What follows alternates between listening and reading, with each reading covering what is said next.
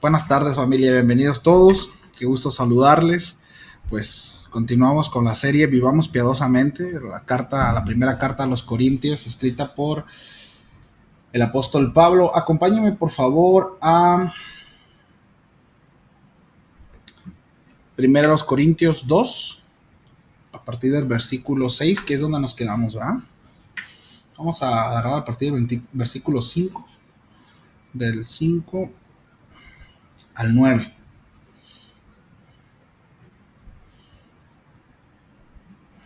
Ya estamos ahí, primero a los Corintios 2, a partir del versículo 5. Dice: para que vuestra fe no esté fundada en la sabiduría de los hombres, sino en el poder de Dios. Versículo 6. Sin embargo, hablamos sabiduría entre los que han alcanzado madurez y sabiduría, no de este siglo ni de los príncipes de este siglo que perecen, mas hablamos sabiduría de Dios en misterio, la sabiduría oculta, la cual Dios predestinó antes de los siglos para nuestra gloria, la que ninguno de los príncipes de este siglo conoció, porque si lo hubiera conocido, nunca habrían crucificado al Señor de gloria. Antes bien, como está escrito, cosa que ojo no vio, ni oído oyó, ni han subido al corazón de hombre, son las que Dios ha preparado para los que le aman. Vamos a orar. Señor, muchísimas gracias por este tiempo, gracias por la vida de mis hermanos. Disponemos nuestro corazón, nuestros pensamientos para tu palabra. Háblanos, queremos aprender. Dame gracias, Señor, para poder impartir tu consejo, Señor. Gracias por tu bondad, gracias por tu misericordia, en el nombre de Jesús. Amén y amén. Bien, la semana pasada comentábamos, ¿no?, que prácticamente el apóstol Pablo estaba poniendo las bases precisamente para entrar a la sabiduría de Dios, ¿sí? El apóstol Pablo está haciendo esta diferencia acerca de la sabiduría humana, que es totalmente nula, ¿verdad? No sirve de nada para los términos espirituales, ¿sí? Y hay una sabiduría que está por encima de la sabiduría de Dios, perdón, de la sabiduría de los hombres, ¿no? Que precisamente es la sabiduría de Dios. Y el apóstol Pablo empieza a repuntar acerca de esa sabiduría. Entonces, el versículo 5 dice que para que vuestra fe, ¿sí?, no fuera fundada o no estuviera sustentada, soportada en la sabiduría de los hombres, ¿sí? Es la razón por la cual el apóstol Pablo nunca vino precisamente con sabiduría de hombre, ¿sí?, sino con poder de Dios. ¿Para qué? Para que la fe y la confianza de los hombres estuvieran puestas precisamente en el poder de Dios, ¿sí? En otras palabras, si se utiliza, mis amados, sabiduría humana para ganar a las personas, para ganar al hombre, entonces esta persona descansará precisamente en la sabiduría humana, en los métodos humanos, en las formas, ¿verdad? Pero si una persona llega a la fe por medio del poder de Dios, entonces su fe descansará en Dios, ¿sí? Ahora, es interesante esto porque una persona puede tener fe realmente, ¿sí?, en un método.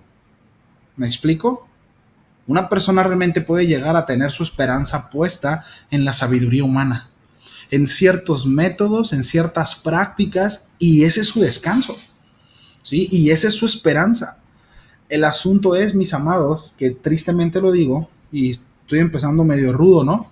Pero la realidad de las cosas es que el día de mañana que nos enfrentemos a la eternidad, muchos serán los que se sorprenderán y dirán: ah, caray, ¿por qué yo no estoy del otro lado?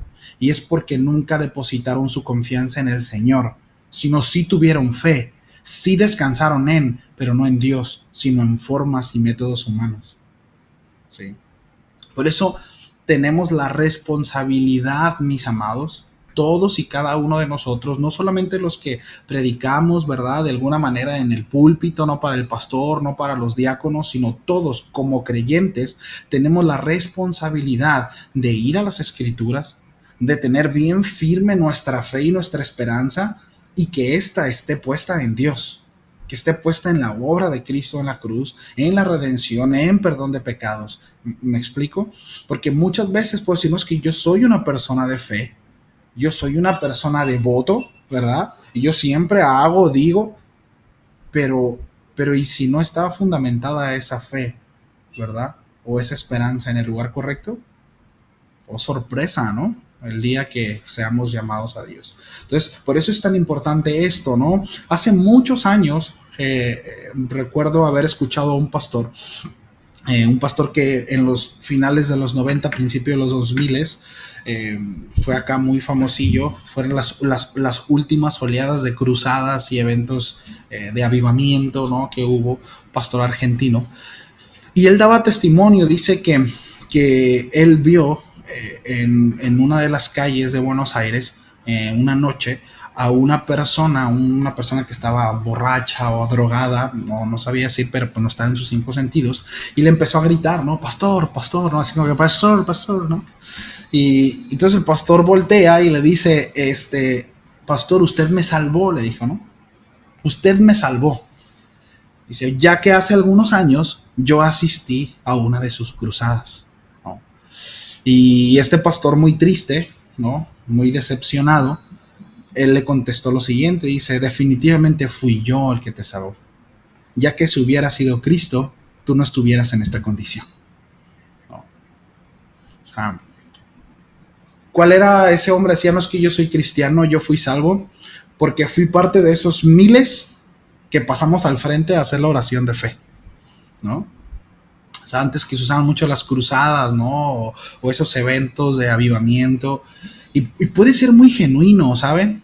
O sea, puede ser muy genuino, puede en ese momento haber sido un discurso muy conmovedor, muy real, ¿sí? Que tocó las fibras, ¿no?, más profundas, porque el ser humano tiene necesidad, y si tú sabes dar un buen discurso, tú puedes apelar a los sentimientos, a las emociones y a la necesidad. Es muy evidente la necesidad de la gente. Y puede ser muy real, y el asunto es cuando se hacen llamados como un acércate, pasa al frente y repite esta oración, y ahora eres un hijo de Dios y a partir de ahora todo va a estar bien. ¡Uf! ¡Qué padre!, ¿no? ¡Qué padre que fuera así realmente! ¿Cuántos saben de los que están aquí que no son así las cosas? No es así. No es ir a Dios y decir, Señor, te acepto como mi Señor y Salvador, perdóname y ahora ya doy el siguiente paso y soy otra persona. No es real, no es así.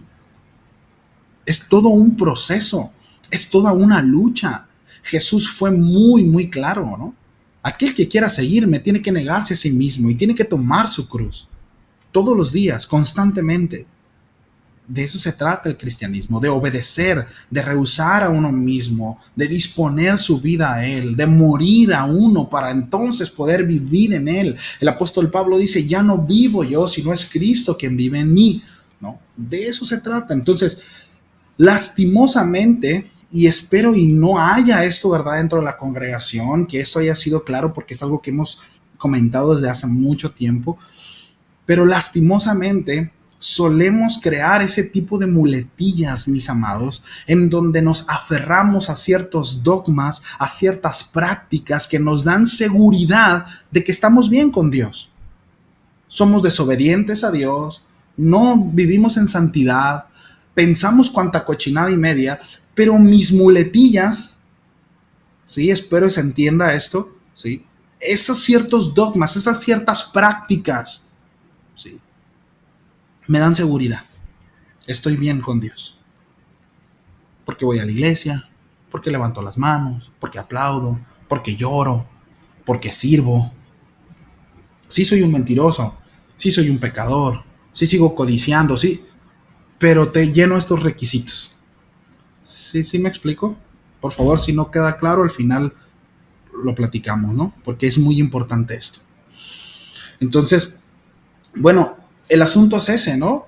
No es con sabiduría humana, ¿sí? Porque si nosotros, repito, vamos con sabiduría humana, con métodos, ¿verdad?, humanos para salvación, pues al final precisamente las personas descansarán en esos métodos, descansarán en esas formas, ¿sí? Es como lo que ya les he platicado, ¿no? La hermanita que llegó, hermano, hoy no tuvimos comunión con Dios, ¿verdad? Porque no se hubo la Santa Cena. A esas muletillas me refiero, ¿sí? Entonces, nuestra esperanza, repito, no debiera, ¿sí?, estar fundada en métodos humanos, sino en el poder de Dios. en el poder de Dios, que es precisamente el Evangelio, ¿no? El apóstol Pablo dice a Romanos, poder de Dios, ¿sí? Entonces, es muy importante esto. Y ahora sí, dicho esto, pasamos al versículo 6, dice el apóstol Pablo, sin embargo, sin embargo es como, estoy continuando, ¿verdad? Estoy uniendo lo que voy a decir con lo que acabo de decir, ¿sí? Sin embargo, hablamos sabiduría entre los que han alcanzado madurez en la fe. ¿Sí? A ver. ¿Se habla sabiduría o no? ¿No? A ver, Pablo, ¿no? Ponte de acuerdo, compadre. Se habla sabiduría o no, ahorita vamos a ver eso, ¿no? Pero aquí cuando habla acerca de madurez en la fe, la idea es estar en el lugar correcto. Y es muy interesante y espero poder expresar la idea en el original de la madurez en la fe, ¿sí? Pero la idea de madurez no es un tiempo, no está hablando acerca de viejos o de ancianos, ¿no?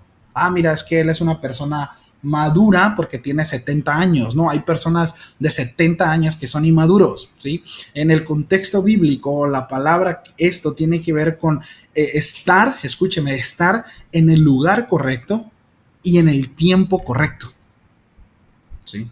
Apropiado, en el lugar, ¿sí? Espacio y tiempo apropiado, ¿sí? Y esto es muy interesante porque no hay cuántos años son. No habla acerca de un tiempo definido, ni un lugar definido.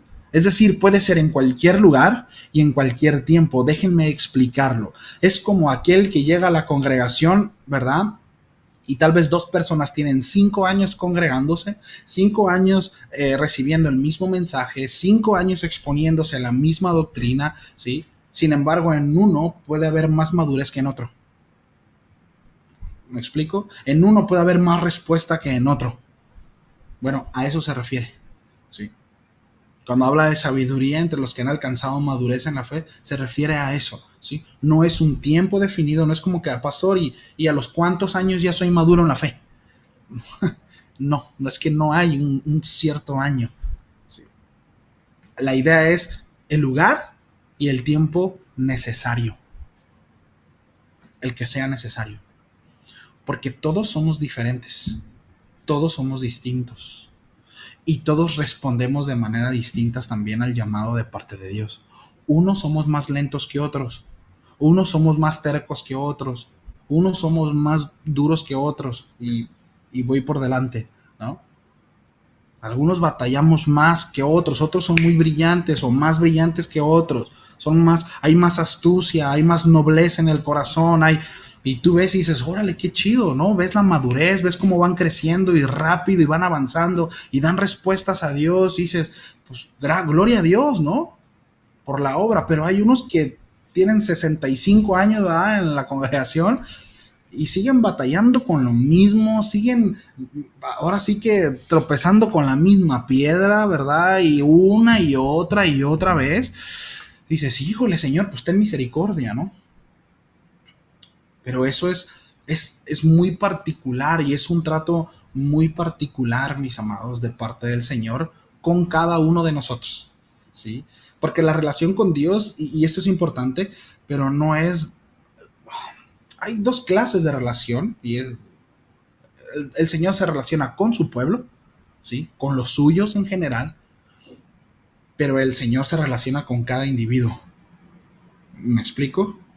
O sea, hay términos generales para los suyos, pero la relación es individual, es muy particular. Sí. Es muy, muy particular. Como el patio de la casa de Tatiana. Yo me acordé de eso, ¿no? Es muy particular, ¿no? Entonces, dice, hablamos sabiduría entre los que han alcanzado madurez en la fe, ¿sí? Entonces quedó claro esa parte, ¿no? ¿A qué se refiere? Entonces dice el apóstol Pablo, ¿no? ¿Qué sabiduría es? La que he estado negando, ¿verdad? Desde que empezó la carta. No, dice, no la sabiduría de este mundo. O sea, no es esa sabiduría. Ni de los poderosos de este mundo, dice que perecen. Pablo dijo que él no utilizaba los métodos propios del sistema del mundo. Sí. En pocas palabras, ¿no? Y dijo además, ¿no? En el versículo 7, poderosos de este mundo. Miren, esto es muy interesante porque era una frase filosófica que se usaba en las escuelas de filosofía en el tiempo del apóstol Pablo. ¿Sí? Para referirse a esta frase, ¿sí? De los poderosos de este mundo, se usaba para referirse a grandes sabios y a grandes filósofos de ese tiempo. ¿Sí? Ahora, el apóstol Pablo es muy interesante y es muy agudo y debo decirlo, muy hostil, porque Pablo remata con precisamente estos poderosos del mundo, dice que perecen. No. Esto, lo que Pablo está haciendo es que está haciendo alusión precisamente a la filosofía eterna de Dios, por cuanto Dios es eterno. Ellos serán muy picudos, serán muy filósofos, serán mencionados grandes poderosos, ¿verdad? De este mundo, tendrán mucho reconocimiento entre las personas, pero mueren, ¿sí? Pero, déjenme decirlo así, pero también van al baño, totalmente falibles, ¿sí? Totalmente imperfectos. Pónganle el nombre que quieran, pónganle la etiqueta que sea, pero son hombres y perecen. Interesante, ¿no?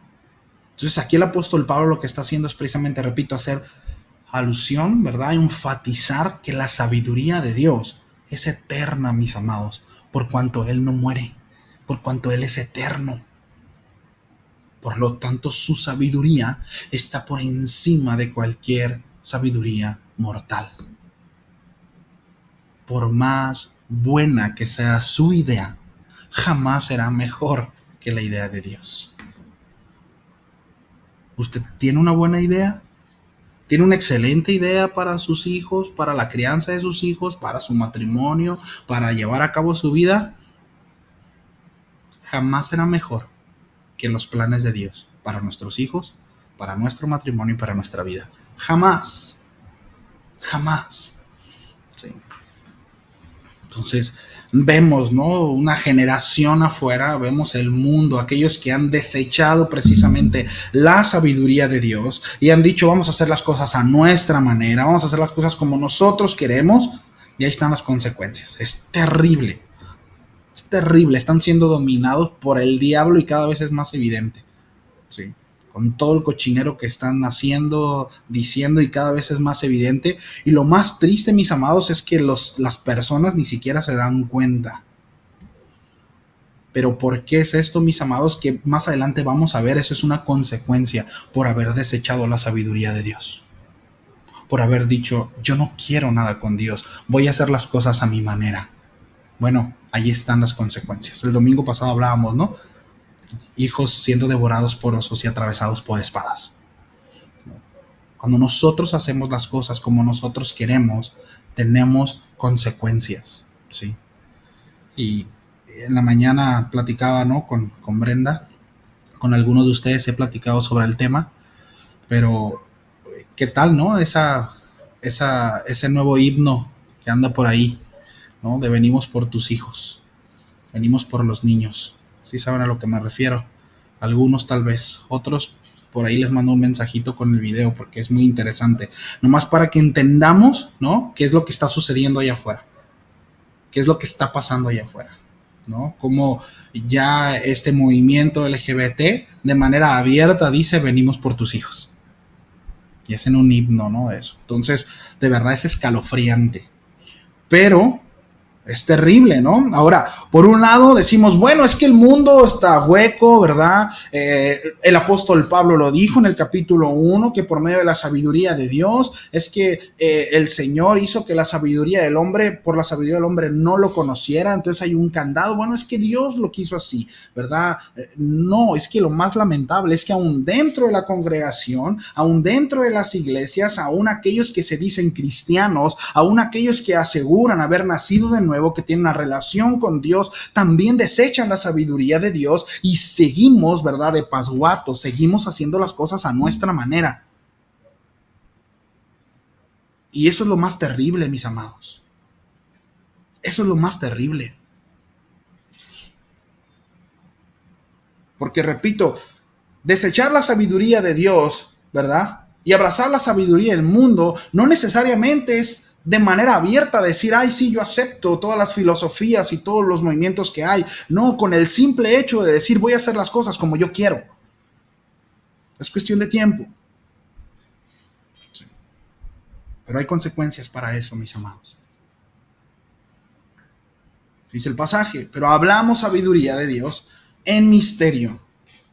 La sabiduría oculta que Dios predestinó antes de los siglos para nuestra gloria. Este es un pasaje algo complicado, pero muy interesante. Aquí encontramos la palabra misterio, ¿sí? Y debemos ser bien claros y identificar que esta palabra aquí no se trata de uno de esos misterios que popularmente nosotros los vemos como, por ejemplo, en enigmas, ¿verdad? O en novelas de suspenso o películas de suspenso. No está hablando acerca de eso, ¿sí? No se trata de algo de carácter o de cualidad reservada, ¿sí? Que se hace en secreto o en privado. No se refiere a eso. La palabra misterio, tal como es usada aquí en las Escrituras, se refiere a algo en el pasado que no se había conocido, pero que posteriormente fue revelado. ¿Sí? Algo que estuvo ahí, pero que llegó un momento en el que se reveló. ¿Sí? Esta palabra misterio aparece unas 27 veces en el Nuevo Testamento. Ahí en Mateo 13:11, para aquellos que anotan no vayan, ¿sí? Jesús usó esta palabra cuando dijo lo siguiente, porque a vosotros os es dado saber los misterios del reino de los cielos. ¿Sí? Entonces, seguido a eso, vienen las parábolas, famosas parábolas, ¿no? Ahí del capítulo 13 del Evangelio de Mateo. Ahora, estas parábolas que siguen a continuación, repito, ahí en el capítulo 13 de Mateo, estas parábolas son llamadas parábolas de misterio. Sí. ¿Y por qué son llamadas así estas parábolas? Bueno, porque en ellas Jesús explicó el curso o la dirección que el reino iba a tomar en el intervalo, ¿sí?, entre los días del rechazo de Jesús y en el momento en el que Él viniera a establecer su reino. ¿Sí? Algo que estuvo totalmente oculto, Él viene y lo revela. Sí. Ese segmento de la historia no fue realmente revelado en el Antiguo Testamento, estuvo ahí, pero Dios no lo reveló en su sabiduría. Sí. Y no me voy a meter ahí, pero si nosotros vamos allá a las cartas del apóstol Pedro, el apóstol Pedro habla mucho acerca de eso. Sí. Entonces, en ese segmento de la historia, repito, no fue revelado, ¿sí?, toda esta verdad, ¿no?, el Antiguo Testamento, sino que Dios, repito, no lo había revelado a los hombres, y cuando Jesús pronunció esas parábolas del misterio de Mateo 13, aquí Él está revelando por primera vez esta gran verdad, ¿no? Lo que había permanecido oculto previamente, Jesús lo reveló en aquella ocasión. De hecho, Jesús usa una frase, ¿no?, ahí en los evangelios también, que dice, Señor, gracias, porque estos misterios, ¿verdad?, estas verdades ocultas, dice, no se las revelaste a los sabios del mundo, sino a los más pequeños, sino a los niños. Y ahí no se está refiriendo a que los niños lo saben, sino está hablando acerca de aquellos que son sencillos y humildes, ¿no? Y hablamos de eso, ¿no?, un poco las enseñanzas pasadas. Entonces, aquí en la epístola de los Corintios, Pablo habló acerca de la sabiduría de Dios, ¿no?, en misterio. Y es algo muy interesante porque se trata, esta palabra, es una de las palabras que provienen de las escuelas griegas de filosofía, de lo oculto y de la ciencia, y Pablo se apropia de ella y habla acerca de hablamos sabiduría de Dios en misterio. ¿Sí? Entonces, pero lo que el apóstol Pablo hizo fue que le dio un significado completamente nuevo. ¿Sí? Miren, la palabra misterio, como se utilizaba originalmente, esta palabra viene del principio de boca y quiere decir tener la boca cerrada, ¿sí?, porque hay algún secreto que esconder. Es para lo que se usaba, pero el apóstol Pablo nunca la usó de esta manera, no como algo que tenía que permanecer callado, no como algo que tenía que permanecer oculto, sino fue todo lo contrario. Más bien indicó que aquello que había permanecido en silencio, en ese momento se convirtió en una expresión vocal, con sonidos audibles. aquello que no había sido conocido y que no podía haber sido conocido por medio de las investigaciones humanas, en ese momento pasaba a ser conocido. En ese momento pasaba a ser relevante y accesible para todos. Eso es muy interesante. Entonces, por eso es tan importante, mis amados, que nosotros descansemos precisamente en el poder de Dios. Ahora, hay hermanos que en la fe, hombres de Dios, que damos gracias a Dios por ello, pero que se dedican, ¿no? Sobre todo que estudian la apologética, ¿verdad? A intentar a explicar todos los acontecimientos milagrosos o situaciones que nosotros encontramos en la Biblia, a darle una respuesta científica. Gracias a Dios por su vida. Pero debemos de tener mucho cuidado, ¿no? Como el asunto de argumentar que Génesis, ¿verdad? Es un libro científico y que hay acontecimientos históricos. Y miren, la Biblia es palabra de Dios. ¿Me explico? Que de repente pueda haber datos históricos, los hay, que de repente pueda coincidir con situaciones científicas, por supuesto, pero la Biblia, mis amados, es palabra de Dios y no tiene como propósito ni revelar datos científicos, ni filosóficos, ni históricos, sino tiene como propósito revelar la verdad de Dios. Es Dios, mis amados, ¿sí? Autorrevelándose a sí mismo para nosotros los hombres, para que pudiésemos relacionarnos con Él. Que nosotros podamos tener acceso a ciertas cosas, sí, que la ciencia venga y certifique muchas cosas que la Biblia le ha dicho, sí, pero no es el propósito de las Escrituras. ¿Sí me explico? Sí, no es el propósito de las Escrituras. Sí. Entonces debemos de tener mucho cuidado con eso, porque de repente decir, caray, bueno, ya puedo creer, porque ya vi por ahí, ¿verdad? ¿Cómo es que sucedió el hecho de que el pueblo de Israel cruzara el Mar Rojo? ¿Verdad? Ya, es que científicamente está comprobado que pasó esto. Está, sí, está bien. Ahora, está bien, no atenta contra la fe, ¿no? El hecho de saber cómo sucedió, pero el asunto es, ¿y qué si no hubieses tenido esa información? ¿No lo creerías? Por eso es tan importante entender, la Biblia es palabra de Dios. Y como hemos aprendido, la fe es precisamente creer lo dicho por Dios. Si Dios lo dice, así es.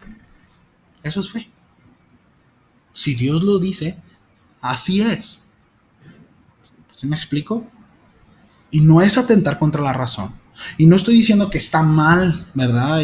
La ciencia, no estoy diciendo eso.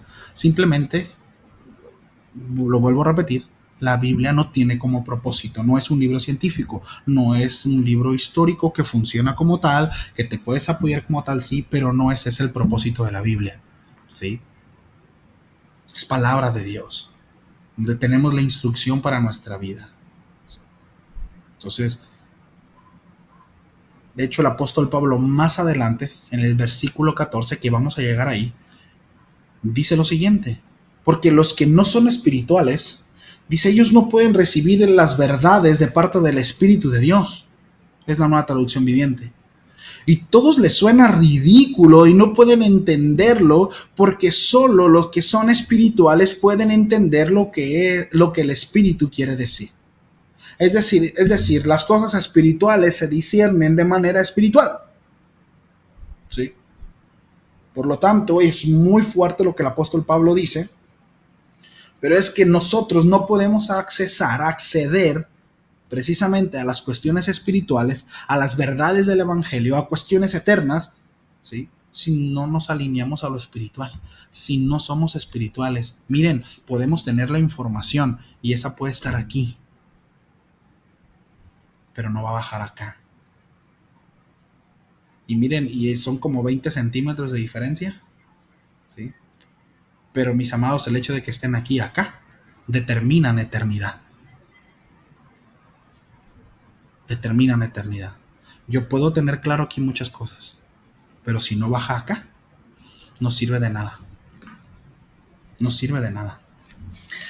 Entonces, cuando Pablo dijo, hablamos sabiduría de Dios, estaba diciendo, nosotros tenemos una filosofía, de hecho, una manera de pensar, pero no de este siglo. O sea, no de este siglo. No es de acá, ¿no? No es de este tiempo. Es algo eterno. De hecho, si nosotros quisiéramos encajarlo, ¿verdad? Pues está fuera de tiempo-espacio. Es una cuestión eterna, es una cuestión que está por encima de... ¿sí? Los pensamientos de Dios están por encima de nuestros pensamientos. Jamás el hombre podrá, ¿no?, debatir eso ni entender eso. ¿sí? Entonces Pablo está diciendo, cuando hablamos sabiduría, ¿verdad? Está hablando acerca, precisamente está diciendo, nosotros tenemos una manera de pensar, hay una perspectiva, pero esta es superior a la del hombre. ¿sí? Esta está por encima de la del hombre. ¿sí? De hecho, en el capítulo 1, de ahí a los Corintios, bueno, ahorita vuelvo a eso, ¿no? Pero Pablo lo que dice, ¿no? Es que precisamente, ¿no? O sea, aún la sabiduría más excelsa, es decir, el hombre más sabio, ¿sí? Tráigame el hombre más sabio del mundo, al hombre más picudo, el que dice tener el mayor conocimiento, ¿sí? Si es que Dios tuviera, se los quería leer en otra versión, pero no, alguien por favor que pudiera pasarme ese texto. Sí, está en el capítulo 1, no recuerdo exactamente qué versículo es, cuando dice que la sabiduría de Dios, aún la más baja, aún lo más bajo de lo sabio de Dios es mucho más sabio que de los hombres, y aún lo débil de Dios es mucho más fuerte que la fuerza de los hombres. La idea es precisamente eso, ¿no? O sea, aún si juntásemos, esta expresión la escuché hace algún tiempo hablando acerca del poder de Dios, pero aún si juntáramos a todos los ejércitos del mundo, a todos los gobernantes, si el hombre pudiera ponerse de acuerdo todos, ¿verdad? Y con todas sus armas nucleares y con toda su fuerza y con todo su dinero y con todos los recursos que tiene, que todo el mundo lo hiciera y se pusiera en contra de Dios, ¿usted cree que pudiera hacerle algo a Dios? Así de pequeños somos. Así de pequeños somos. Corintios 1:25. ¿Sí? Me están pasando el dato.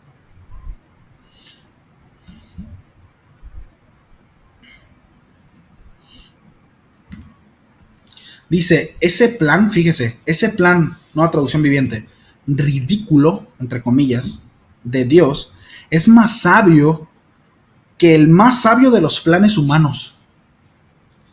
Y la debilidad de Dios, entre comillas, es más fuerte que la mayor fuerza humana. ¿no?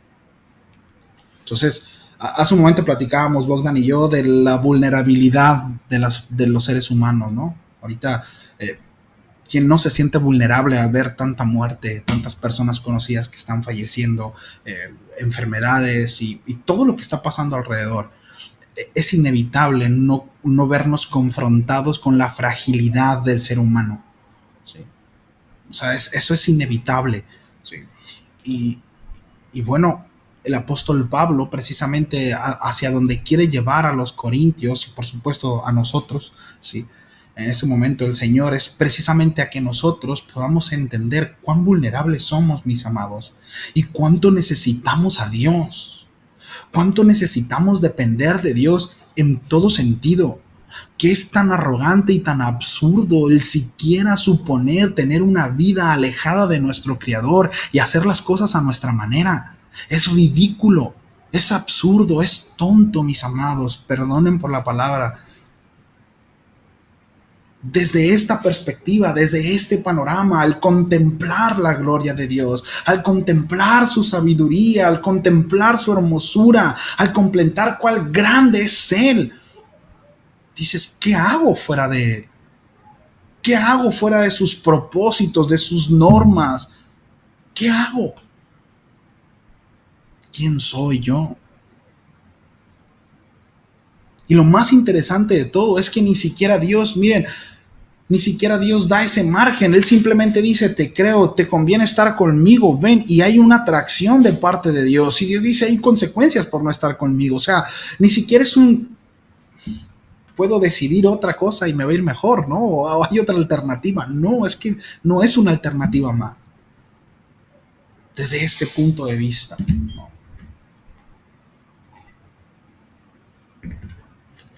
Entonces, nosotros tenemos una perspectiva, dice el apóstol Pablo, ¿no? No de este siglo, no de esta época, no de este mundo, ¿sí? sino es una sabiduría eterna, es una sabiduría que viene desde lo eterno, de Dios. ¿Sí?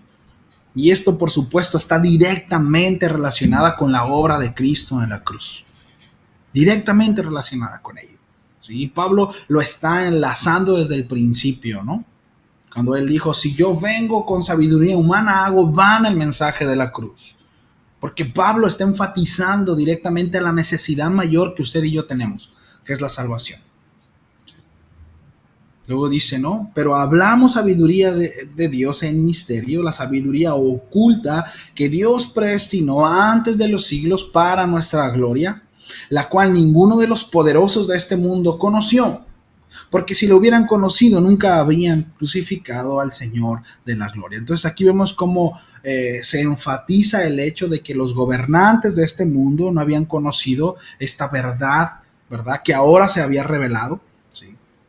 Ahora, este pasaje, hay algunos comentaristas que aseguran que cuando se está refiriendo a estos poderosos del mundo, ¿verdad? Y lo enlazan con nunca habían crucificado al Señor, se está refiriendo a demonios, ¿verdad? O planes demoníacos, pero la verdad es que no hay referencia de eso, ¿sí? De hecho, algunos comentarios muy respetuosos, muy respetados, lo mencionan así, lo enlazan directamente así. Por lo menos yo no veo ningún indicio ni antes ni después de esto, ¿no?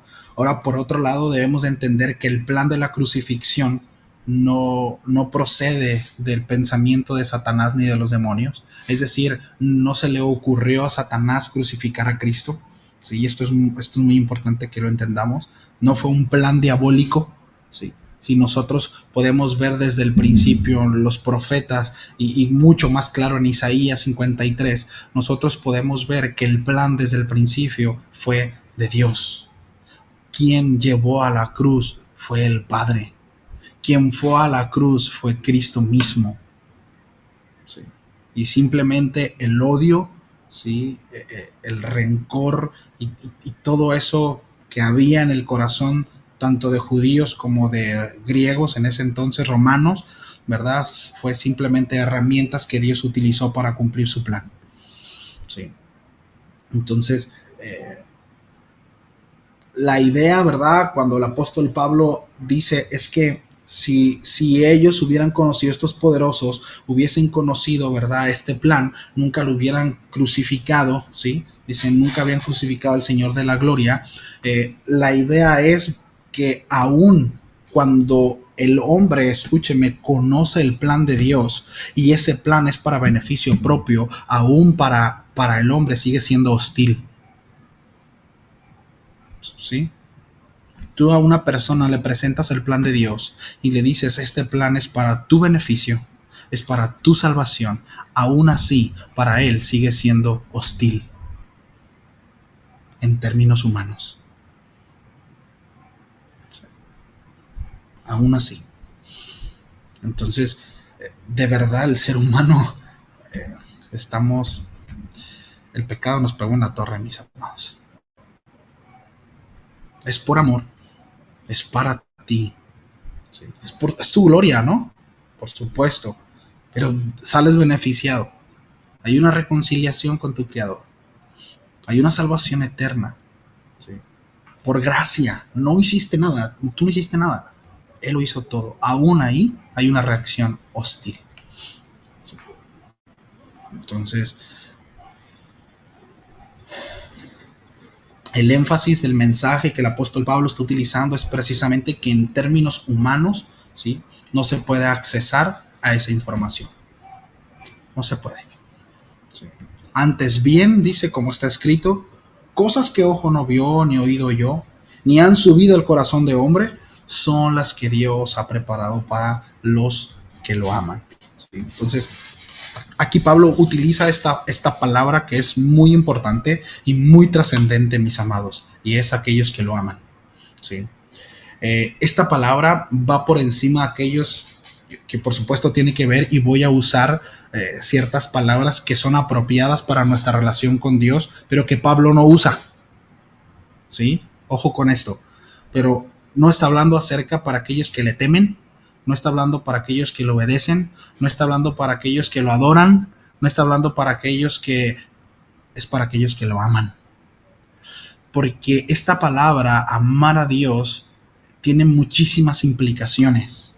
Y por supuesto que todas las que mencioné ahorita van encapsuladas dentro del amor hacia Dios. Porque cuando yo amo a Dios, le temo. Cuando yo amo a Dios, le obedezco. Cuando yo amo a Dios, le adoro. Porque el mandamiento fue muy claro. Amarás al Señor tu Dios con todo tu corazón, con toda tu mente y con todas tus fuerzas. Es el amor el que Dios demanda de cada uno de nosotros para con Él. Cuando llegaron con Juan el Bautista y le dijeron, bueno, tú me estás dando, ¿verdad? Una forma para ser librado de ese juicio que tú dices, bautízame. Y dice, ¿quién les enseñó a ustedes a huir de la ira venidera? No consiste en algo que pueda hacer para entonces huir de la consecuencia de pecado. Y miren, y debo decirlo así, es un buen punto de contacto. Yo creo que todos en nuestro sano juicio, si preguntamos quién se quiere ir al infierno, yo creo que nadie va a levantar su mano. Todos, ¿quién se quiere al cielo? Todos van a levantar su mano, todos queremos irnos al cielo. Y está bien, es un buen punto de contacto, razonamos bien, nadie quiere ser castigado. Pero el asunto es que Dios no desea que nosotros vayamos a Él para no ser castigados. Dios desea que nos acerquemos a Él por amor. Y esto tiene implicaciones grandísimas, mis amados. Amar a Dios, la razón por la cual, y debo decirlo así, pasamos tan poco tiempo en la presencia del Señor, leemos tan poco, hay tan poca devoción en nosotros por Él, es porque no le amamos. Y no hay para dónde hacernos. Esa es la respuesta, mis amados. Es porque no le amo. No te interesa lo que dice porque no lo amas.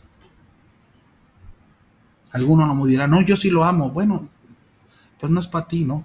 Haz florecitas en el cuaderno mientras se le habla a quien sí le está quedando el saco.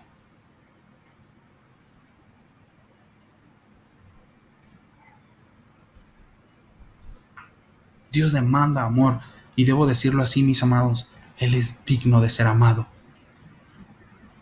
Él es digno. ¿Sabe? Usted y yo no. Usted y yo no. No somos dignos de ser amados. Y Él nos amó.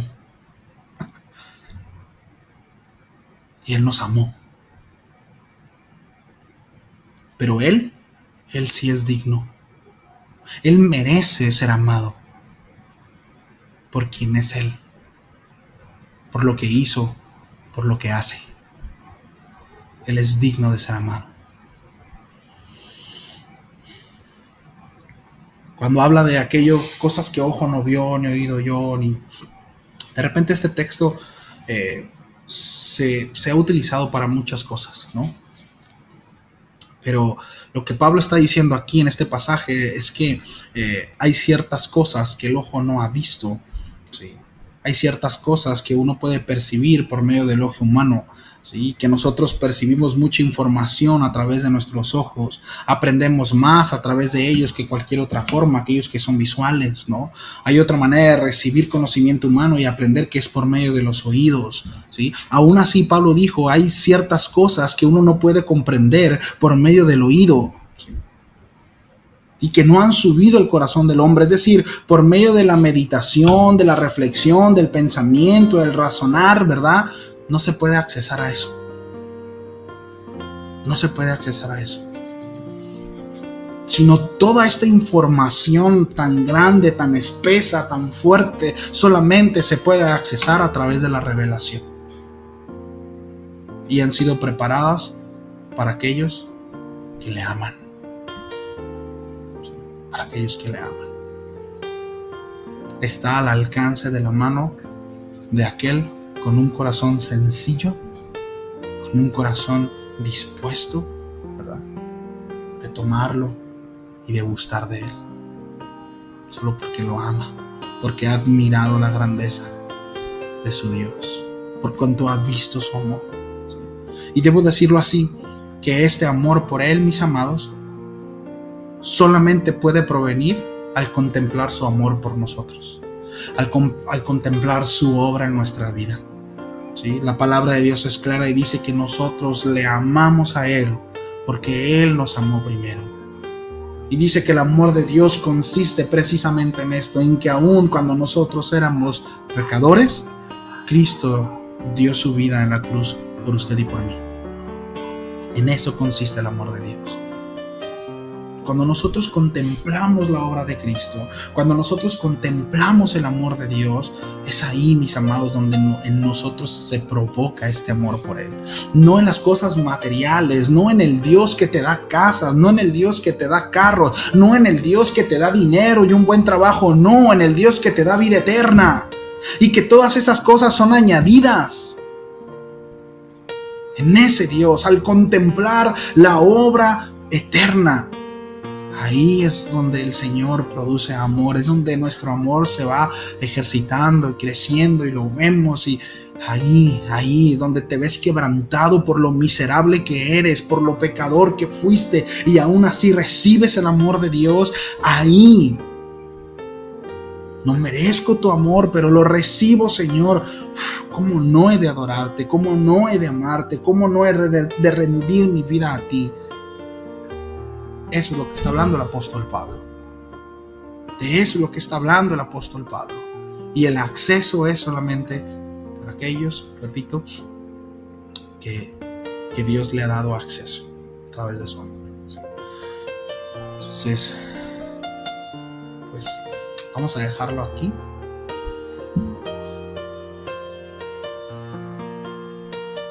Sí, vamos a parar hasta aquí. Creo que hay mucho que comentar. Mira, hoy que no amenacé que iba a estar cortita, fue cortita, ¿no? Y espero que haya comentarios, que haya preguntas, ¿sí? Y pues vamos a orar. Señor, muchísimas gracias. Gracias por tu amor, gracias por tu fidelidad. Gracias, Señor, porque nos has mostrado cosas que por nuestros propios medios jamás hubiéramos podido alcanzar. Hemos tenido acceso a la eternidad, a la salvación. Por gracia, ha sido un regalo de tu parte, Señor, para nosotros. De verdad, gracias, Señor, que nosotros, que de verdad haya, Señor, esa intención, ese deseo por atesorar lo que tú nos das. Que le demos el valor apropiado a lo que tú estás entregando en nuestras manos, Señor. Y que no haya un menosprecio. Que jamás, Señor, se haga vana la cruz. Que no sea para nosotros algo repetitivo. Que no sea para nosotros algo aprendido solamente. Y que deje de asombrarnos la obra que hiciste, Señor, en la cruz del Calvario. No permitas jamás que suceda eso, Señor, en nuestros corazones. Que siga habiendo ese asombro, esa admiración, ese reconocimiento, ese quebrantamiento en nuestro ser por tu obra. Te lo pido, Señor, y ten misericordia de nosotros porque somos necios, Señor. Ayúdanos. En el nombre de Jesús te lo pedimos, Señor. Amén y amén.